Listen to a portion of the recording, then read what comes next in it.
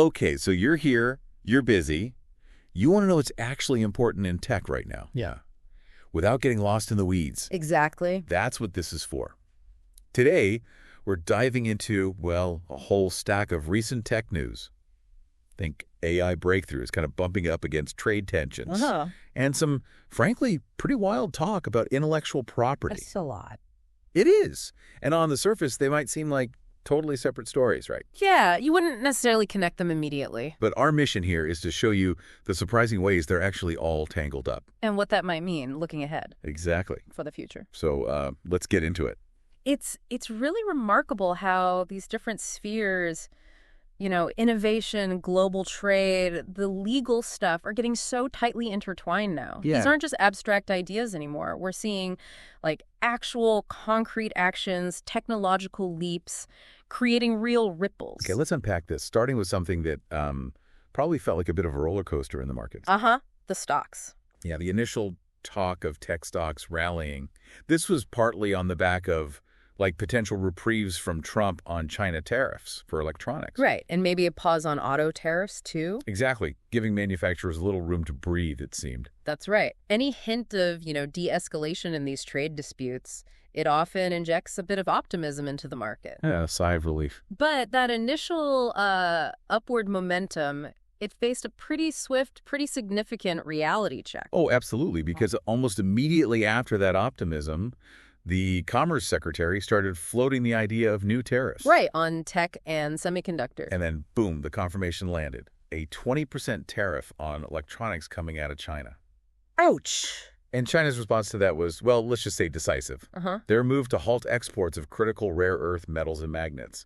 That's a really potent countermeasure. Potent is right. Now, for anyone maybe not deep in the supply chain world, these aren't just everyday materials. Not at all. We're talking about elements that are absolutely fundamental. Foundational, really, for key American industries. EVs, aerospace, defense systems. The whole tech sector. The whole thing. Think about it. Components that go into, well, everything. The cars we might drive next year, drones, robots in factories. Even missiles. Yeah, even parts for missiles.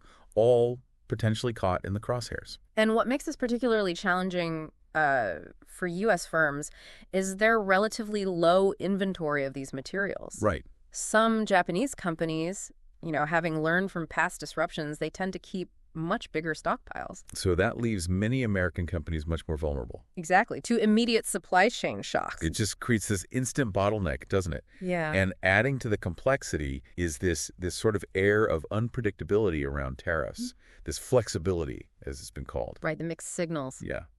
We saw a pause on some electronics tariffs, but then this clear signal that, semiconductor tariffs are probably on the way. It's a really tough environment for businesses trying to make long-term plans. How can you plan? That uncertainty is a huge factor.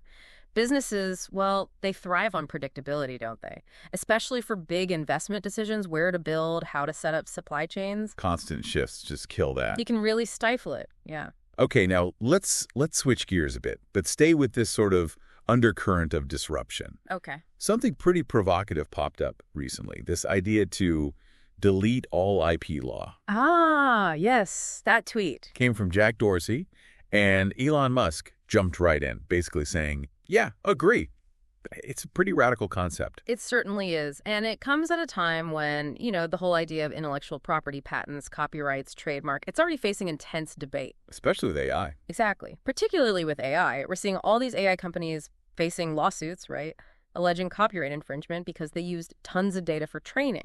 Right. So this call to basically just dismantle IP, you have to see it through that lens. Okay. But it also sparked immediate pushback, didn't it? Oh, definitely. Critics were quick to point out the, let's say, apparent contradiction, given that both Dorsey's and Musk's own companies have, relied heavily on and actively defended their own IP for years. Right. Bit hypocritical, some said. And many pointed out, look, IP is deep-rooted in our legal system, our economy. It's even in the Constitution. Credited with fueling innovation for centuries. Exactly.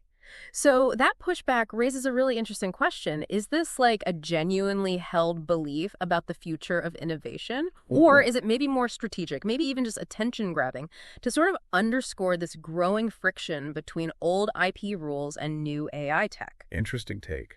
The reality is, even lawyers, IP experts, they generally agree the current system has big challenges adapting to the AI age. It needs reform.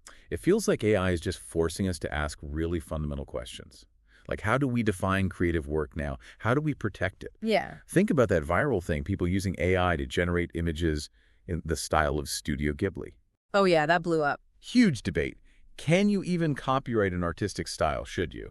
Right. And it ties into this other thing. Which is? This coincided with a massive spike in ChatGPT usage in India. Okay. A country that's, well, it's been identified sometimes as a big source of potentially IP-infringing content online. Huh. So what's the connection? Well, what's fascinating is the potential link. You make these sophisticated creative tools like image generation widely available, Yeah. and usage surges in a region known for, let's say, a high volume of online content sharing. OpenAI unlocked image generation. And indie usage exploded. Exactly. Their COO even called it their fastest growing market. It makes Right. you wonder about that tension, right? Democratizing tools versus protecting IP. So what's OpenAI's argument? Their defense, basically, is that training on publicly available data, that's fair use. What? But they also admit it's largely uncharted legal territory. There are a lot of court cases happening right now. That should clarify things. Hopefully. Expected to shed more light next year, probably. Okay. And maybe related to all this, OpenAI just rolled out something new. Yeah, possibly. This new verified organization process. What's that about? Basically, organizations will need ID verification to get access to their more advanced AI models. Ah. So the stated goals are what? Security? Security, yeah. Yeah. Preventing misuse of the powerful AI and, crucially, potentially deterring IP theft. Which ties into reports of data being extracted. Yeah. Like by DeepSeek. Exactly. Okay. Allegedly through OpenAI's API. And remember, OpenAI already blocked services in China over responsible AI concerns. So if we connect this back to the tariffs and trade stuff, Right. OpenAI's move seems like part of this bigger trend in tech, Yeah. realizing you need stronger safeguards. For the tech itself and for the data fueling it. Yeah. The potential for misuse, intentional or not, is becoming a huge concern. Okay, let's pivot again. But you'll see how these pieces keep fitting together. Right. NVIDIA, AI hardware powerhouse. Yeah. Right. Huge. They've announced a massive investment, $500 billion over 4 years, to produce AI servers right here in the U.S., partnering with TSMC and Foxconn. That's a huge bet. It is a significant commitment, absolutely. Mm. And it's hard not to see this as directly connected to that whole America First AI approach. You think? Likely played a part, maybe, in NVIDIA navigating those export controls on their advanced H20 chips, especially after Jensen Huang met with Trump. Interesting link. So the upsides of this onshoring, they seem pretty clear. Yeah, on the surface, local manufacturing, boosting demand for AI hardware. Jobs. And jobs in the U.S. Yes, but there had to be challenges too, right? Absolutely. There are considerable hurdles. We could easily see retaliatory tariffs from China, for one. Okay. And there's a real worry about having enough skilled workers here in the U.S. to handle this super sophisticated manufacturing. Right, the skills gap. Plus, just the cost. It's generally more expensive to produce here compared to, say, Taiwan. Yeah, we can't forget the minerals, can we? Yes, good point. The vital role of minerals largely controlled by China. Even in tiny things like capacitors, right? That go into AI servers, smartphones. Exactly. Essential component. So even if the final assembly happens stateside, the supply chain still relies heavily on these critical materials. Which brings us right back around to the tariff discussion. Precisely. It just highlights how incredibly intricate and interconnected these global tech supply chains are. Yeah. It's not just about bringing manufacturing home. It's the whole ecosystem, materials, knowledge, trade relationships. Okay. Shifting focus again. Another tech giant, Google. Right. Cloud Next. Yeah. At their recent Cloud Next 2025 event, Sundar Pichai unveiled a whole suite of AI advancements. They always make a splash there. Totally.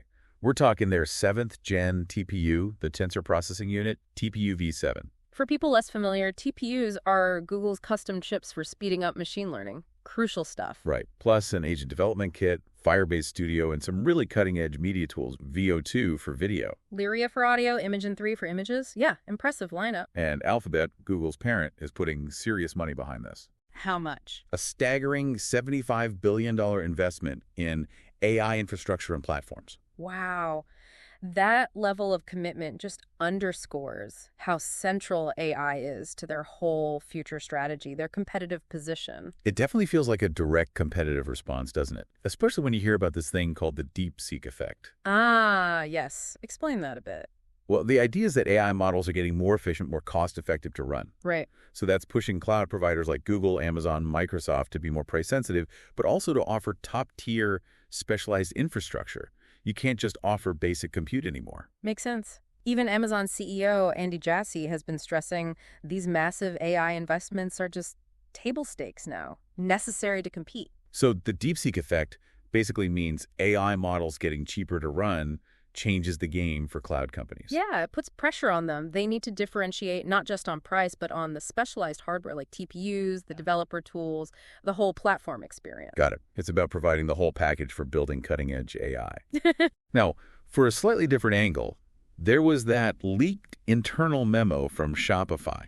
Toby Litke. Yeah. Outlining a pretty bold AI-first vision for their business. That memo gives a fascinating peek into how some companies are thinking about, like, fundamentally rebuilding their whole operation around AI. It's not just adding features. No, it's making AI the foundation, the core infrastructure. Some of the takeaways were pretty eye-opening, like viewing AI as this base layer and skills like prompting, AI literacy, becoming as essential as, say, coding used to be. Right. And the potential productivity leap. Yeah, even suggesting companies should, quote, hire an AI before you hire a human. That's a strong statement. It really is. It definitely signals a future where AI-driven automation is kind of the default setting. And human roles change. Yeah, they evolve more towards managing, guiding, collaborating with the AI systems. And that emphasis on prompting. Also really noteworthy. It highlights how important it's becoming to just communicate effectively with these sophisticated AI tools to get what you want out of them. So, okay, let's step back. If we look at all of this together, yeah, connecting the dots, it becomes really clear that these things that seem separate, the tariffs, the IP fights, the onshoring push, the AI race between Google and others, even Shopify's internal vision. They're all deeply intertwined, influencing each other in really significant ways. Exactly. All these developments are, I think, signs of a world just grappling with this unprecedented speed of technological change. Yeah. And that rapid change, it inevitably creates friction over supply chain security, resilience. Over economic competitiveness. Definitely. In a super complex global market. And over the fundamental rights of creators and innovators in this new digital world. It almost brings us full circle back to that Jack Dorsey tweet, doesn't it? Delete all IP law. Yeah. There's an underlying suggestion that maybe the old rules just don't fit anymore in this AI-driven landscape. It taps into that feeling. And that quote we saw from Ed Newton-Rex about tech execs declaring all-out war on creators who don't want their life's work pillaged for profit. Oof, yeah. It really captures that core tension, that conflict at the heart of these debates. It really distills it, yeah, the massive potential of AI to democratize creativity. Versus the critical need to protect the rights, the livelihoods of the people actually doing the creating now. Finding that balance. That sustainable balance that encourages progress but respects rights.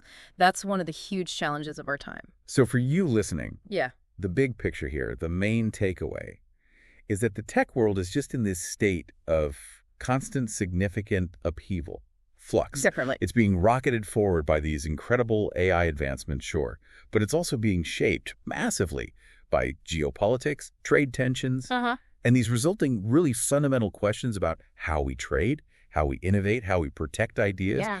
The very definition of IP in this new era. And that interconnectedness is absolutely key to understanding what's going on. Yeah. These aren't isolated things happening. They're all linked pieces of a much larger, constantly shifting puzzle. Seeing those connections gives you a much clearer view. A much more informed, nuanced understanding of where tech is heading and, its impact on everything else. Okay, so that leaves us with a final thought for you to chew on. All right. Given this increasing reliance on these super complex global supply chains for essential tech, combined with these really profound debates swirling around intellectual property in the age of powerful AI, how can individuals, how can businesses best prepare for a future where these dynamics keep evolving, keep changing, and maybe keep clashing? That's the big question. What new skills, what new perspectives might actually be the most valuable as we try to navigate this. Food for thought. Definitely. This deep dive is really just the starting point. We'd encourage you to explore any areas here that sparked your curiosity further. The conversation, as always, continues.